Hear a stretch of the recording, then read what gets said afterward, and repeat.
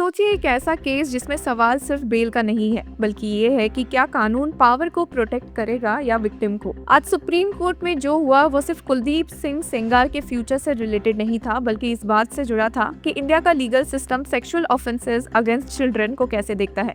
तो फिर supreme court ने किस बेसिस पर उन्नाव रेप केस में ऑर्डर दिया?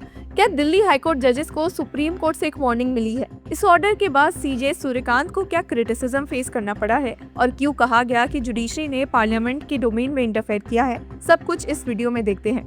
अब उन्नाव रेप केस के कन्विक्ट फॉर्मर एमएलए कुलदीप सेंगार को दिल्ली हाईकोर्ट ने अपनी कन्विक्शन के खिलाफ अपील पेंडिंग होने तक बेल ग्रांट कर दी थी, लाइफ सेंटेंस को सस्पेंड करते हुए। इसी ऑर्डर के खिलाफ सीबीआई सुप्रीम कोर्ट पहुंची और आज सुप्रीम कोर्ट ने दिल्ली हाईकोर्ट के बेल ऑर्डर पर स्टे लगा दिया। लेकिन ये स्टे एक सिंपल डिसीजन नहीं था। इसके पीछे एक ऐसा लीगल क्वेश्चन था जिसने खुद सीजीआई को पब्लिकली कंसर्न एक्सप्रेस करने पर मजबूर कर दिया। सुप्रीम कोर्ट की 3 जज bench CJ Suryakant, justice JK Maheshwari and AG Masih ने मैटर सुना और कोर्ट ने ऑब्जर्व किया कि केस में substantial question of law involve होते हैं, जो डिटेल में एग्जामिन करना बेहद जरूरी है। इसी वजह से नोटिस इशू किया गया और हाई कोर्ट को ऑर्डर को स्टे कर दिया गया। इसी बीच फॉर्मर सुप्रीम कोर्ट जज जस्टिस मार्कांडे काटजू का स्टेटमेंट आता है जो पब्लिक आउटरीच को और ज्यादा भड़का देता है। उन्होंने बेल को डिफेंड करते हुए कहा कि he has spent more than 8 years in jail. उनका कहना था कि अगर बाद में कन्विक्शन गलत निकले तो जो साल जेल में निकले हैं उनका क्या। क्वेश्चन उठाया कि वो will restore 18 years of his life. Interestingly Delhi high court के ऑर्डर को स्टे करते हुए सीजे सूर्यकांत ने कहा था कि ordinarily a bail order in favour of a convict ought not to be stayed without hearing them. लेकिन साथ ही कोर्ट ने क्लैरिफाई किया कि इस पर्टिकुलर केस में स्टे इसलिए ग्रांट किया गया है क्योंकि Sengar was not released and was still in custody in another case. Shockingly CJ Suryakant ने खुद एक्सेप्ट किया कि दिल्ली हाईकोर्ट जजेस ने ऑर्डर सुनाते वक्त एक गलती की है and that all individuals including जजेस आर प्रोन टू एरर। यहीं से डिबेट गर्म होती है। पूरे केस का सबसे बड़ा लीगल ट्विस्ट एक शब्द पर अटक गया, पब्लिक सर्वेंट। कुलदीप सेंगार पर पॉक्सो एक्ट के अंदर एग्रेवेटेड पेनिट्रेटिव सेक्सुअल असॉल्ट का चार्ज लगा था। सेंगार का कोर आर्गुमेंट ये था कि वो पॉक्सो एक्ट के लिए पब्लिक सर्वेंट नहीं है। पॉक्सो एक्ट के सेक्शन 2 सबसेक्शन 2 कहता है कि अगर एक्ट में कोई टर्म डिफाइन नहीं है तो उसका मीनिंग इंडियन पीनल कोड से लिया जाएगा। और आईपीसी के सेक्शन 21 में पब्लिक सर्वेंट्स की लिस्ट दी गई है जिसमें एमएलएज और एमपीज इंक्लूड नहीं हुए हैं। इसी बेस पर सेंगार का कहना है कि जब लॉ ही उसे पब्लिक सर्वेंट नहीं मानता तो एग्रेवेटेड ऑफेंस का चार्ज कैसे लगेगा। हालांकि सुप्रीम कोर्ट में सीबीआई की तरफ से सॉलिसिटर जनरल तुषार मेहता ने स्ट्रॉन्ग सबमिशंस रखे। उनका कहना था कि पॉक्सो एक्ट एक बेनिफिशियल लेजिस्लेशन है जिसका पर्पस चिल्ड्रन को प्रोटेक्ट करना है। इसीलिए इस एक्ट के प्रोविजंस को कंटेक्चुअली एंड पर्पसिवली इंटरप्रेट किया जाना चाहिए, ना कि नैरोली। एसजी ने कोर्ट को बताया कि for the purposes of the POCSO act a public servant would mean a person who is in dominant position with respect to the child and misuse of that position would attract the aggravated offence provision। HD का कहना था कि कुलदीप सेंगार उस वक्त area का एक powerful MLA था। Survivor एक माइनर थी 16 साल से कम। पावर इम्बैलेंस ऑब्वियस था, अथॉरिटी और डोमिनेंस क्लियर थी। और जब कोई पावरफुल पोजीशन का मिसयूज करके क्राइम करता है तो उसे एग्रेवेटेड ऑफेंस के दायरे में लाना ही लॉ का इंटेंशन है। दूसरी तरफ कुलदीप सेंगार के counsel senior advocate Siddharth Dave and N Hariharan ने सीबीआई के आर्ग्यूमेंट्स को स्ट्रांगली अपोज किया। कहना था कि पीनल स्टैट्यूट्स को स्ट्रिक्टली इंटरप्रेट किया जाना चाहिए।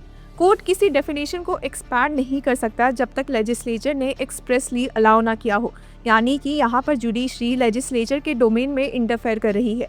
उन्होंने आर्ग्यू किया कि an MLA cannot be treated as a public servant for the purpose of aggravated offences under the POCSO Act। इसी स्टेज पर सीजे सूर्यकांत ने एक ऑब्जर्वेशन दी जो आज पूरे केस का सबसे कोटेड और कंट्रोवर्शियल हिस्सा बन गया है। सीजेआई ने कहा कि we are only worried that if this interpretation is accepted, a constable or patwari will be public servant for the purpose of committing this offence, but an elected MLA MP will be exempted। ये सिर्फ एक legal remark नहीं था, ये एक institutional discomfort का expression था।